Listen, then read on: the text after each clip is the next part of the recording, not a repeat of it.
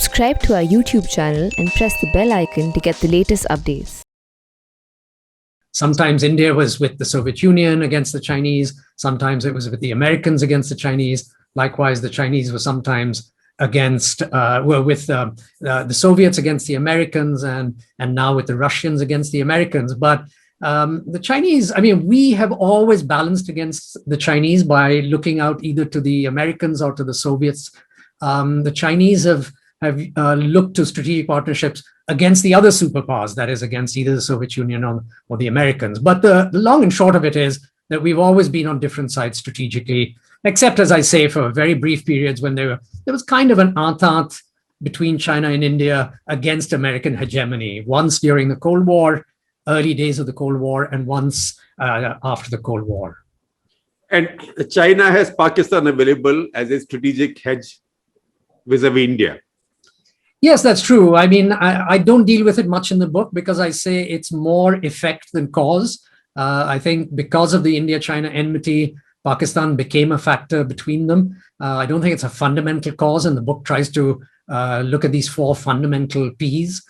Pakistan might have been the fifth P, but I would say you're right. I mean, it more enters into strategic partnerships for China.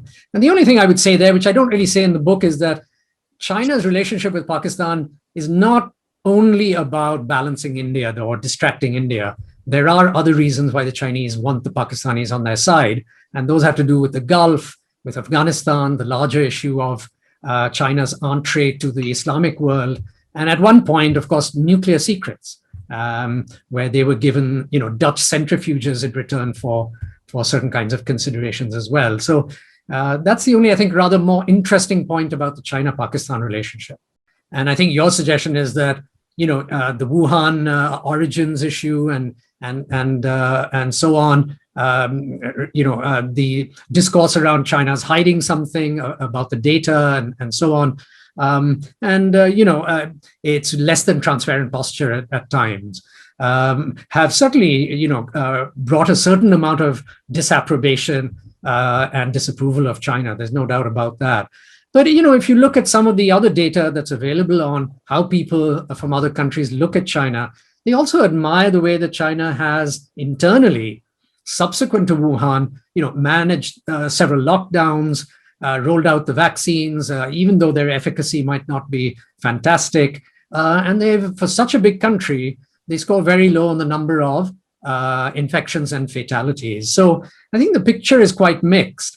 I think up to a point, India did rather well, but this second wave really has left India quite damaged, I think, in public perceptions, rightly or wrongly. I mean, we can argue about, the origins of this, whether it was more or less inevitable government policies, but I think most on the ground, just kind of, instinctual kind of measures of what people think, let's say here in Southeast Asia, but also some polling data shows that India hasn't done well there in terms of how it's handled COVID. So, people don't look at India on COVID as being some kind of a leader, as being an attractive country. It seems to have not done a good job, whereas I think China is getting some and in China in relation to the West, which seemed to make a terrible mess, at least until the vaccination drive of its handling of COVID.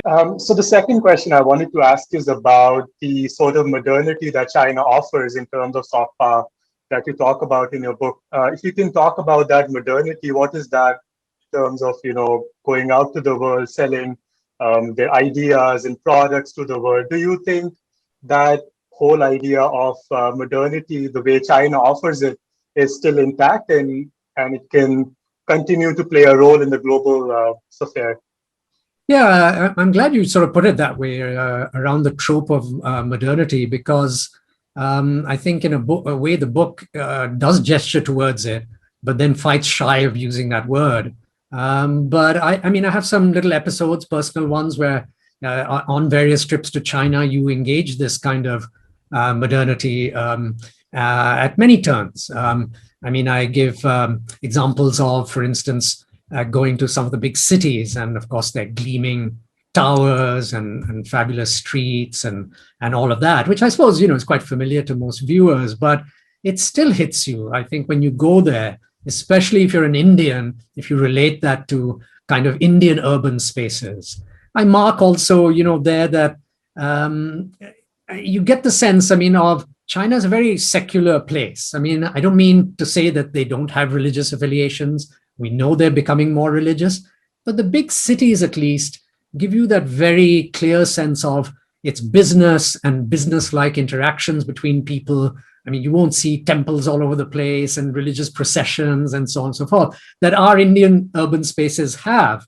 Now, I'm not, picking favorites, but I'm just saying that for a lot of people who look at the two, and let's say foreigners who want to study there or live there and work there, that's probably much closer to what they were used to, especially Westerners. Comprehensive national park is about 7 times India's, and that's a very bald figure. It's just something to catch people's attention and to perhaps give us a sense of really how big the gap is. And you asked the second question, is it getting bigger or is it getting smaller? I think on soft power, I already indicated that India, all said and done, the gap may not be closing there. On military power, we could pursue that a bit further. It may not be the gap may not be growing too much, but it's not shrinking. But on the economics, let me just leave you with one thought, which is assume that both countries now grow at 6% per annum GDP. Given that India is at about $3 trillion GDP, just short of that, and given that China is at about at about 15 trillion right now, the gap is $12 trillion. At 6% growth rates for both countries, India has slowed down.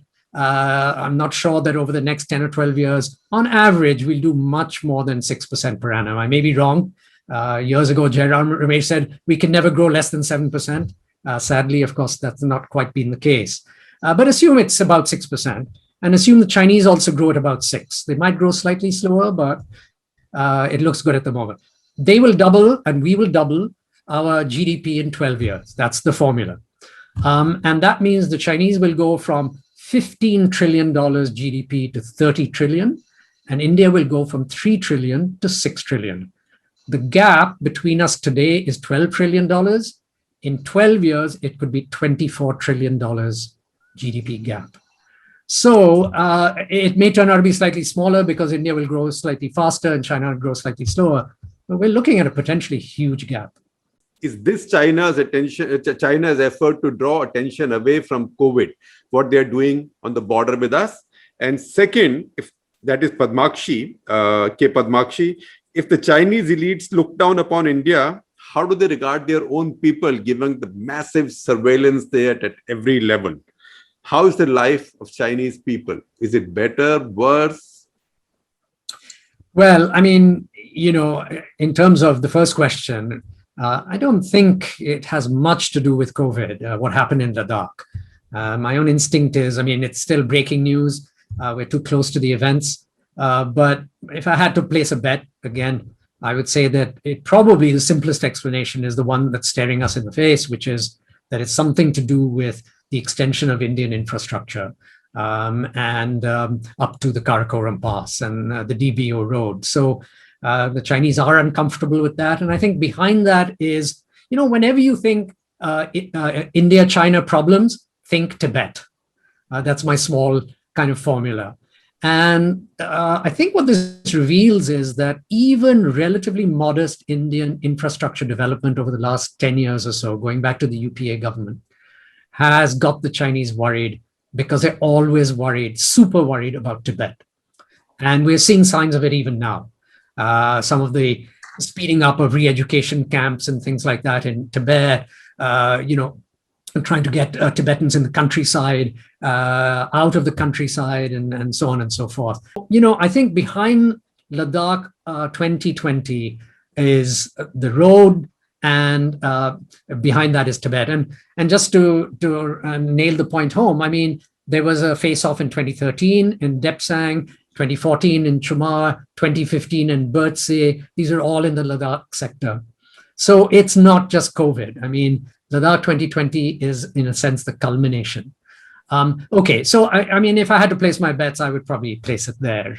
You know, on the issue of how Chinese elites, they look down their noses at India, for sure. I mean, the book tries to show the kind of racist and very negative views that, I mean, quite a lot of Chinese elites and maybe more ordinary people have. I mean, in India, we have a lot of those views as well. But since the question is about China, so certainly, I mean, from the late 19th century, I think China has tended to look down on India as a kind of a dirty, crowded, chaotic place, a Luan place, as they say, chaotic. You know, the great worry of China is always, of the Chinese elite and rulers, is that every now and then China has an internal convulsion of some kind, leading to almost a collapse. And I think this haunts them. I mean, look at the way Xi Jinping has collapsed the open space that existed before he came, partly because he studied what happened in the collapse of the Soviet Union and basically said, never, not that. We don't want that. We've got to make sure that that never happens. And the reading there is that they lost control. And this is the nightmare, I think, of Xi Jinping and the people around him and the elites, is that, you know, there could be a convulsion. And, you know, I end the book by saying that for all of China's lead and its growing power and the way it now sort of almost stands toe-to-toe with the Americans, there's a lot, you can sense there's a great unease. Why otherwise is Xi Jinping so autocratic, so centralizing? Why did he vote himself, you know, into power in perpetuity? He knows something about China that is making him uneasy, that perhaps we don't know enough about. But my inference is you don't need all that control and centralization unless you're deeply worried. I mean, you might say that it's because he's really trying to discipline the Chinese people in the competition against the Americans, but they're already getting there in terms of evening up the playing field with the Americans. I suspect that a good bit of the worry for Xi Jinping is that he doesn't trust his own people. He doesn't trust his own society. And maybe at the end of the day, he doesn't even quite trust the system he has. And so he has to batten down the hatches even more. You talked about the economy, Kanti. A.V. Gopalakrishnan wants to know he's a lawyer in Bombay. How is China's economy still growing in spite of the pandemic? How did they beat the pandemic like this? Well, I'm not an economist, obviously, but I'll do my best. I mean, I think obviously controlling the pandemic itself was part of the reason they've grown at about 3 to 4%, I guess, or a bit more. I think the second answer is that, I mean, they have this idea of the, you know, kind of the circular economy or whatever they call it, you know, which is that, I mean, in the internal market, as I understand it, basically is what they have to now cultivate far more. So it was a classical East Asian economy, export-led growth. You export your way to growth, which India never managed to do, unfortunately. The Chinese did it, like the Japanese and the Asian tigers and so on did before them. And so I think, you know, in this phase, China has tried to do that. And the third thing is, of course, in 2008, they did it. And since then, and even now, I think they've poured liquidity into the system. So, you know, you stimulate the economy by pouring finance into it and allowing economic growth to go that way. And of course, I mean, you know, they're still the workshop of the world. So they're still exporting rather nicely. And demand may have dropped off amongst their clients, but it hasn't dropped off completely. So, you know, they're exporting everything. I mean, every day I order something on, you know, one of the local web platforms here, Lazada or Shopee or some such, and virtually every single product I get is made in China. It's quite astonishing. Every couple of years, we hear that it's all going to explode in China, and then it never quite does. So, but yeah, I mean, I think those are worries for China. And the question still is, will China exit the middle income kind of trap or limitation and really boom into a high income stratum? And I think that's still a bit of an open question. You know, we talked about technology earlier.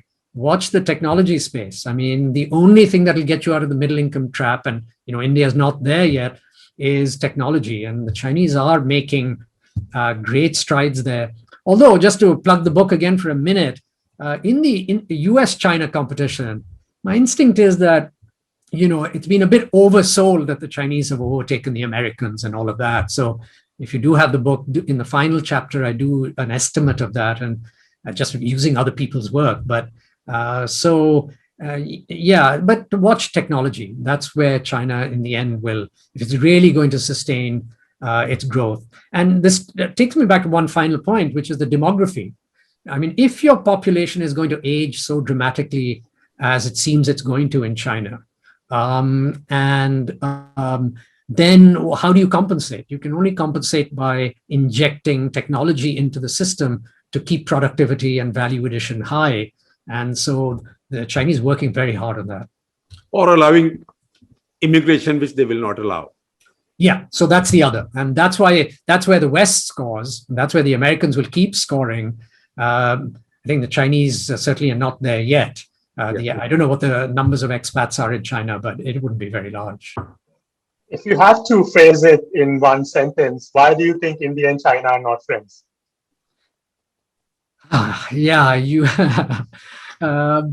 Having put my 4 Ps out there, and you can see I'm trying to buy time here. I would say at the end of it, I'll plump for the 4th P, which is power, which 4th in the book, 1st in my priority list here. And the reason for that, I think, is this, that China feels it's so powerful, it doesn't feel the need today to make any concessions to India. And India, conscious of its weakness vis-a-vis China, doesn't feel that it can accommodate the Chinese for fear of being seen to surrender to China. Yeah. So, the structural issue of the power difference, it's not just that it's irksome and makes us feel bad or, and looks bad, but it's that it has psychological consequences and diplomatic consequences on both sides. The Chinese don't see why they should concede, and the Indians don't see how they can accommodate without looking weak. Yeah, so friendship has to be there between equals. At least more equals, for sure. We need to close the gap. Or like China-Pakistan, which is shared interest, with one being sort of, as you said, a tributary of the other, and we know who's the tributary of who.